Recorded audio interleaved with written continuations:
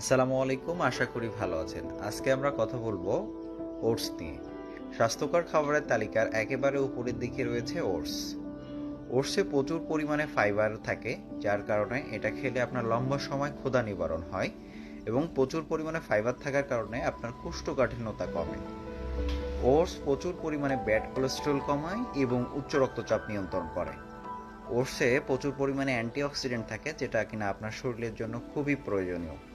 তাছাড়াও ওটসে প্রচুর পরিমাণে প্রোটিন থাকে, যেটা কিনা আপনার শরীরের এনার্জি যোগাবে।